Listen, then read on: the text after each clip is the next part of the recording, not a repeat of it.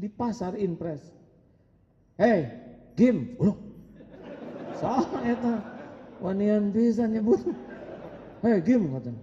Saya lihat siapa ini orang atau ustad apa yang masih ingat nggak sama tante? Ini nenek-nenek siapa? Allah, lupa ya. Kamu kan dulu naksir anak saya. Aduh, itu cinta monyet tadi. Si tante ingat betul tidak?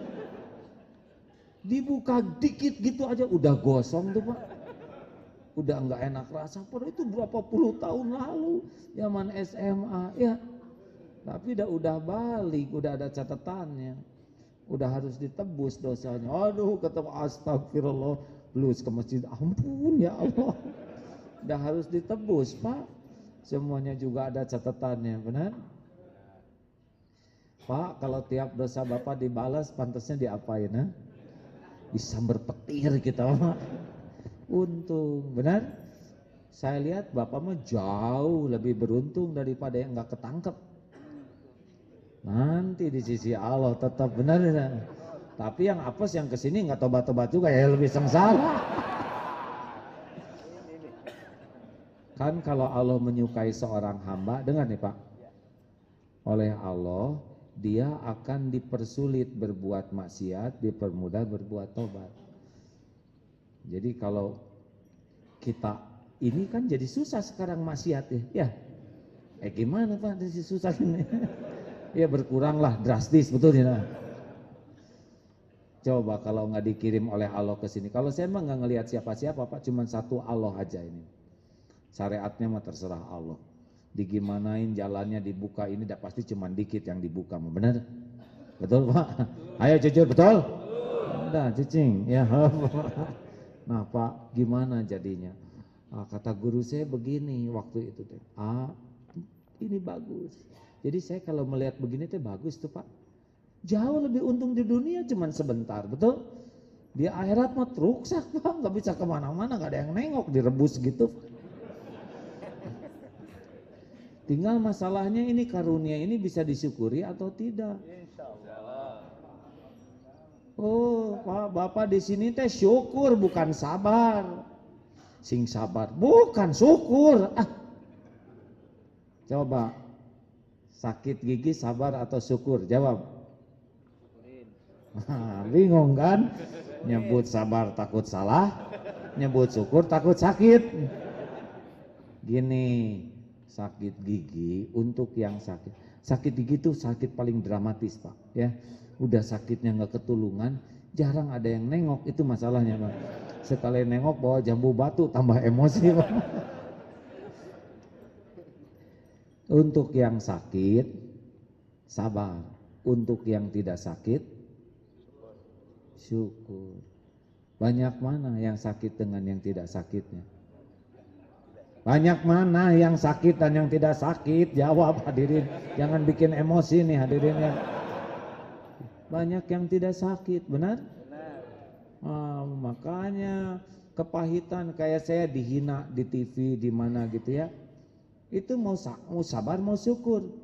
Kalau dengar omongan orang itu, penilaian orang itu, jadi jengkel. Tapi kalau tahu apa yang Allah tahu tentang kita dibanding yang menghina, penghinaan jadi dikit. Kecil Pak, penghinaan orang ke kita tuh kecil dibanding kehinaan kita yang aslinya. Betul? Orang yang sakit hati mah orang yang enggak jujur melihat dirinya sendiri. Saya mau diludahan ya masih lebih bagus lah dibanding, tapi dah Allah ngejaga. Jadi Bapak kesini teh syukur luar biasa. Saya juga oleh guru saya diajarin syukur. Mau tahu ilmu syukur tidak nih? Satu ya, rahasia syukur yang pertama. Jadi orang tuh sengsara bukan karena kurang karunia Pak. Orang tuh sengsara pasti karena kurang syukur. Ini sehat tidak nih? Ya. Tuh syukur kan ya gak? Ingatan masih waras kita. Hidung masih lancar. Kedip masih bareng dua-duanya matanya kan? Nggak terlalu cepat kan? Coba kalau lambat kan rehat. Fabi ayyi ala'i rabbikuma tukadziban. Tuh Apalin di sini nanti Ar-Rahman ya. Nikmat Tuhanmu mana yang akan kau dustakan. Nah, inilah resepnya supaya ngadepin hidup ini enak. Satu, resep syukur yang pertama adalah hati. Wa ma bikum min ni'matin faminallah. Hati harus yakin bahwa semua karunia itu hanya datang dari Allah. Selain Allah itu cuma jalan. Nah, yang membuat kita sengsara selama ini kan bergantungnya kepada selain Allah, betul? Bergantung ke atasan, bergantung ke tabungan, bergantung, makin banyak hati bersandar ke selain Allah, pasti enggak tenang. Bapak bergantung ke lawyer, ya enggak? Beda urusan lawyer dengan kita, ya cenut. Bergantung ke hakim, cekot, ya. Bergantung ke Allah, kalem, pasti enggak akan ketukar takdir tuh, ya. Halo? Sok yang bergantung ke tabungan, takut habis tabungannya. Yang bergantung sama itu, saya suka banyak pelatihan yang mau pensiun di sana tuh Pak. Tararogong. Kenapa Pak? Bayangkan tuh kalah nyiksa batur. Kenapa saya harus ngebayangin Pak? Cicilan belum lunas, kreditan masih banyak, anak belum tamat sekolah. Sekarang aja sengsara. Gimana kalau saya pensiun? Kapan pensiunnya? 3 tahun lagi. Kenapa pensiun 3 tahun lagi, menderitanya dari sekarang Pak? Siapa tahu bulan depan Bapak meninggal. Makanya Bapak Getong loba pikiran ya Pak ya. Belum tentu panjang umur, benar Pak? Kalau saya lihat sih dari depan bakal meninggal semua ya. Bahkan ada beberapa yang tidak begitu lama lagi ya. Hidup cuman mampir. Jika tuh belajar sama tukang parkir ya, lihat tukang parkir mah banyak mobil, nggak pernah sombong, ganti-ganti mobil, tidak takabur, betul? Diambil sampai habis, nggak sakit hati. Kenapa cobaan? Cuma titipan. Nah, biasa-biasa aja. Makanya nggak ya nama KP kamu sekali diangkut biarin. Nggak usah dipikirin. Ada juga nggak lihat, benar? Taruh sana, taruh sini, lihat nggak, megang nggak. Makan juga kan Bapak mah dikit Pak. Makan, bos, kambing guling. Kolesterol. Bos, makan dulu. Model kita makan sudah segala sakit, betul? Dah, kalem lah. Jangan banyak dipikirin, ya. Teruskan. Satu resep terpenting adalah jangan suka ngarep-ngarep selain dari Allah. Makin ngarep-ngarep, cik mana tuh keluarga teh datang, capek nungguinnya. Sujud ke Allah, ya Allah saya kangen ke barudak. Apa sulitnya Allah ngebulak-balik hati anak, betul tidak? Sok tungguin itu, nelpon susah, ini susah, jadi sedih sendiri sebab ngandelin selain Allah. Benar? Kenapa sih ngandelin makhluk? Makhluk mah nggak bisa diandelin.